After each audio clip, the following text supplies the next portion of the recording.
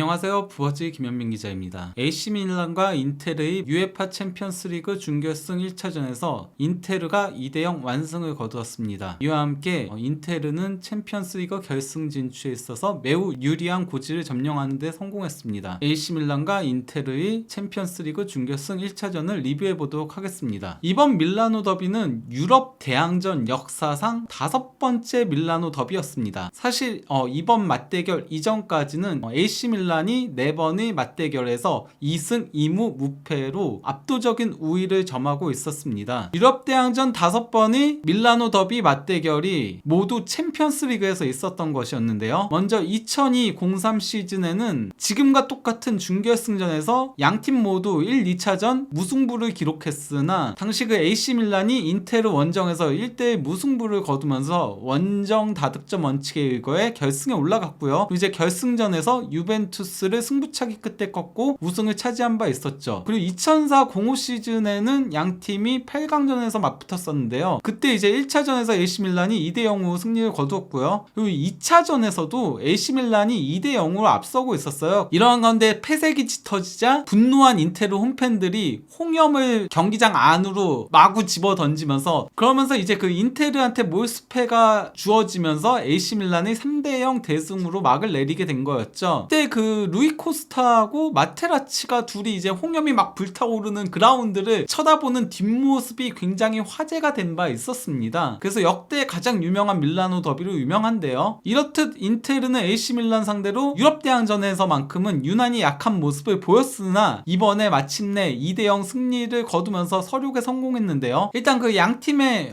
포메이션을 살펴보도록 하겠습니다. 그러면 이제 본격적으로 이번 경기 리뷰에 나서도록 하겠습니다. AC 밀란은 이번 경기를 앞두고 호재와 악재가 동시에 있었습니다. 인테르와의 챔피언스리그 준결승 1차전을 앞둔 시점에 가제타 델로 스포르트를 비롯해 파브리치오 로마노 기자 등 모든 유력 기자 및 언론사들이 일제히 AC 밀란이 에이스 레앙과 2028년까지 재계약에 성공했다라고 보도를 했습니다. 다만 레앙이 지난 주말 라치오와의 경기에서 그 부상을 당했었거든요. 그래서 레앙은 출전하고 싶은 의사가 강하다라는 그런 얘기들이 나왔으나 이제 그 지루 같은 베테랑들이 선수 경력이 기니까 조심하라고 그렇게 조언을 하기도 했고 결국 레앙은 인테르전 출전 명단에서 아예 제외되고 말았습니다. 이러한 가운데 AC 밀란은 레앙의 자리에 살레마키오스를 선발 출전시켰습니다. 그러면서 이제 항상 쓰는 4-2-3-1 포메이션을 가동을 했습니다.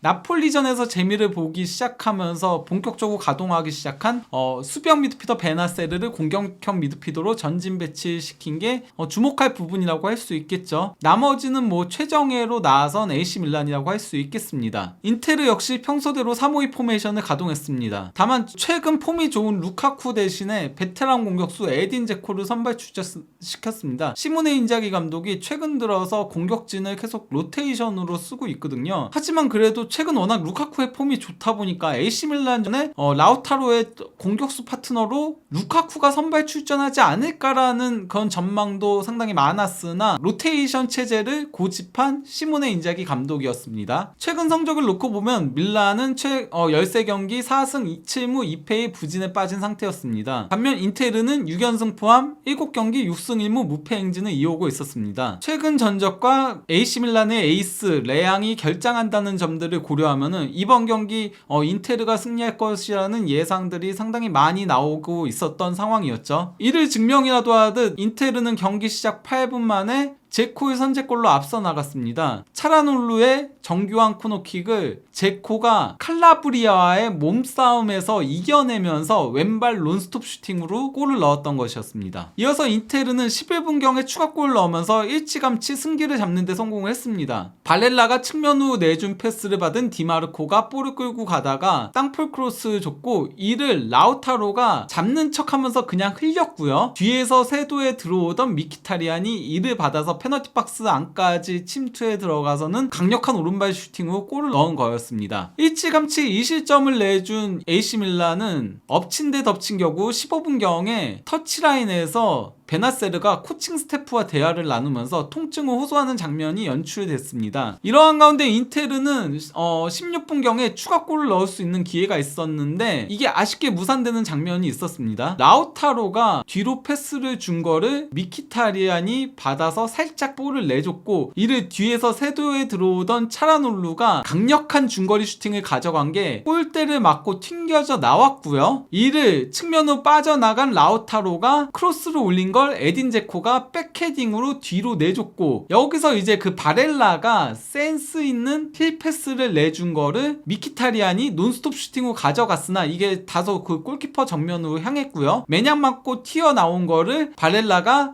논스톱 왼발 발리 슈팅으로 가져갔으나 이는 골대를 훌쩍 넘어가고 말았습니다. 하지만 이 과정에서 매냥이 다리 통증을 호소하는 장면이 나오면서 밀란 팬들의 가슴을 철렁하게 만들었었죠. 이러한 가운데 밀란은 이미 그 15분경에 통증을 호소했었던 베나세르가 일찌감치 교체 아웃되면서 메시아스를 투입하기에 이르렀습니다. 초반부터 악재가 발생한 밀란이라고 할 수 있겠는데요. 이후에도 인테르의 공세는 이루어졌습니다. 24분경에 미키타리안이 볼을 끌고 가다가 패스를 줬고, 여기서 이제 그 라우타로가 수비 2명 사이로 환상적인 전진 패스를 찔러준 걸 제코가 받아서 그대로 페널티 박스 안까지 침투해 들어가서는 슈팅을 가져갔으나 이게 그 골대를 빗나갔습니다. 25분경까지만 놓고 보면요, 인테르가 무려 7회의 슈팅을 가져가는 동안 AC 밀란은 단 한 번의 슈팅도 기록하지 못할 정도로 인테르가 초반 압도한 경기였다라고 할 수 있겠습니다. 밀란의 첫 번째 슈팅은 30분경에서야 나올 수 있었습니다. 디아스가 전진 패스를 넣어준 걸 메시아스가 날카로운 땅볼 크로스로 연결했고, 이를 페널티 박스 안으로 세도에 들어오던 오른쪽 풀백 칼라브리아가 센스 있는 힐킥으로 가져갔으나 이게 그 옆그물을 강타했습니다. 인테르는 31분경에 라우타로가 페널티 박스 안에서 드리블을 감행하다가 넘어지는 장면을 연출했고요. 이에 그 심판은 페널티킥을 선언했으나 VAR 판독 결과 물론 그 라우타로의 다리가 키에르랑 살짝 접촉이 있었던 건 맞았지만 이 접촉이 상당히 경미했기에 심판은 페널티킥 선언을 취소했습니다. 이후에도 인테르의 공세가 이어졌는데요. 34분경에 제코가 볼을 끌고 쭉 올라오다가 반대편 측면으로 넘겨준 거를 디마르코가 크로스를 올린 게 칼라브리아 맞고 굴절되어서 흐른 거를 라우타로가 지체 없이 논스톱 오른발 슈팅으로 가져갔으나 이는 크로스바를 살짝 넘어가고 말았습니다. 이어서 35분경엔 바렐라가 측면으로 길게 내준 거를 디마르코가 슈팅을 가져간 게 칼라브리아 맞고 또다시 이제 굴절된 거를 페널티 박스 안으로 침투해 들어오던 둠프리스가 슬라이딩 슈팅으로 가져갔으나 이는 골대를 빗나갔습니다. 이대로 전반전은 인테르가 2대0으로 여유있는 리드를 잡은 채 마무리가 됐는데요.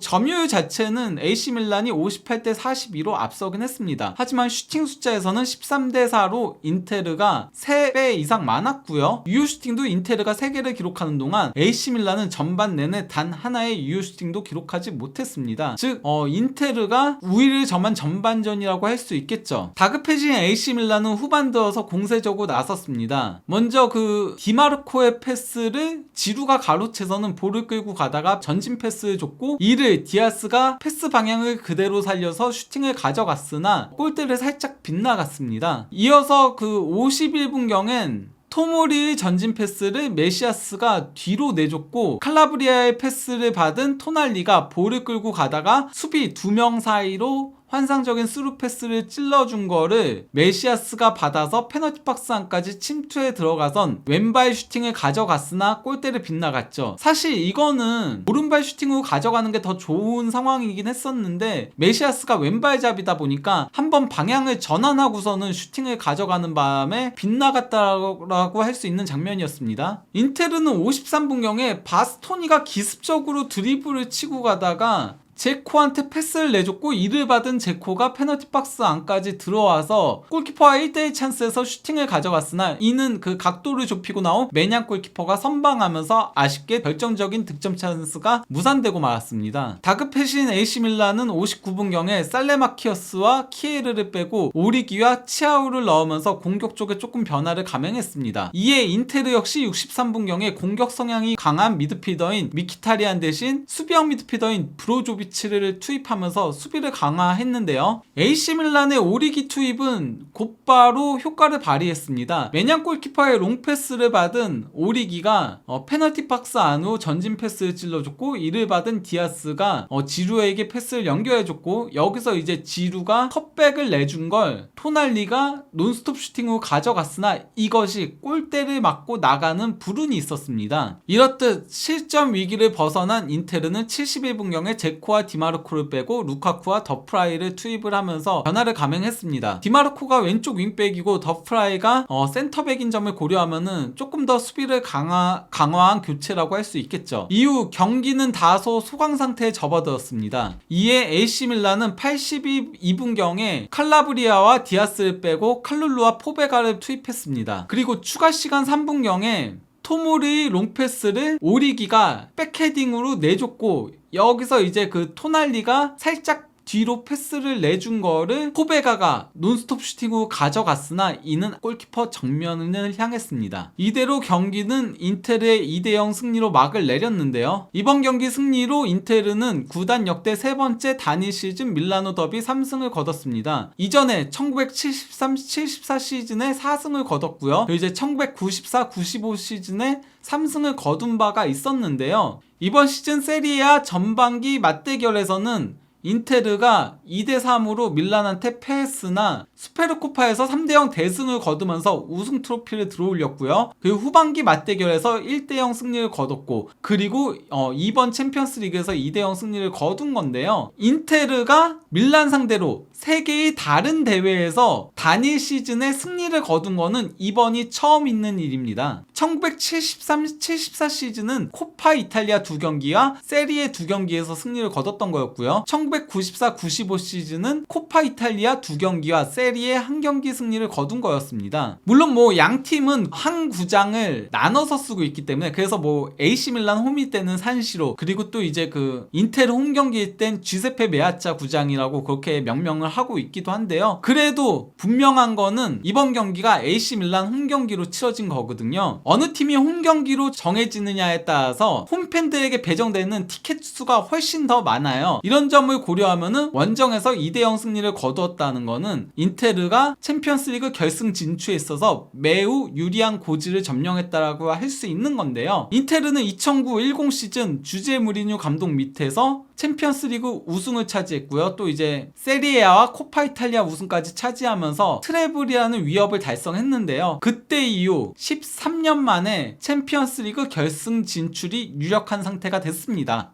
이번 경기는 단순히 결과만이 아닌 경기 내용적인 측면에서도 인테르가 이길 만한 경기였습니다. 슈팅 숫자에서 16대13으로 3개가 더 많았는데요. 근데 이제 인테르의 슈팅들이 훨씬 더 순도가 높았어요. 많은 슈팅들이 위험 지역에서 있었거든요. 그러다 보니 자연스럽게 유효 슈팅에서도 5대2로 인테르가 앞섰고요. 기대 득점에서도 인테르가 2.1골로 AC 밀란 1.1골에 우위를 점했습니다. 기대 득점 그래프를 놓고 보더라도 인테르가 이른 시간에 일찌감치 승기를 잡았다라고 할 수 있겠죠. 이후에는 거의 30분경까지는 양 팀의 그 기대 득점이 크게 차이를 벌이고 있었는데요. 왜냐면은 AC 밀란의 슈팅이 30분에 나왔으니까요. 그리고 이후에는 좀 엇비슷하게 올라가는 모습들이 있긴 했었습니다. 공격 위협도 그래프를 놓고 보더라도 인테르가 공격을 주도한 걸 확인할 수 있습니다. AC 밀란은 전반전 막판 40분부터 45분까지, 그리고 또 이제 그 후반 초반과 대략 70분경까지는 공격을 주도했고, 나머지 시간들은 다 인테르가 공격을 주도한 거를 확인할 수 있는 거죠. 즉 인테르가 승리를 거둘 만한 경기였다라고 할 수 있겠는데요. 그 중심에는 저는 미키타리안과 차라놀루, 그리고 또 이제 바렐라로 이어지는 중원의 힘이 강했다라고 봅니다. 이 세 명의 미드필더들이 중원 장악에서 힘을 발휘하면서 인테르의 공격 방향 비율이 자중우가 상당히 균등하게 이루어졌어요. 사실 중앙 공격 비율은 가장 낮게 나오는 게 통상 일반적인 거거든요. 왜냐면 중앙이 상대 압박이 강한 지역이다 보니까, 그리고 숫자가 많은 지역이다 보니까 대부분 공격 방향 비율은 좌우가 많은 편에 속하는데, 인테르는 중앙 공격 비율이 무려 31.5%가 나왔습니다. 거기다가 이제 그 점유 구역을 보더라도 인테르가 중앙 지역을 상당히 많이 점유한 거를 확인할 수 있죠. 반면에 AC 밀란은 중원 싸움에서 밀리면서 중앙 점유에 있어서의 문제를 드러낸 드러냈습니다. 토날리만 그나마 고군분투했을 뿐인데요.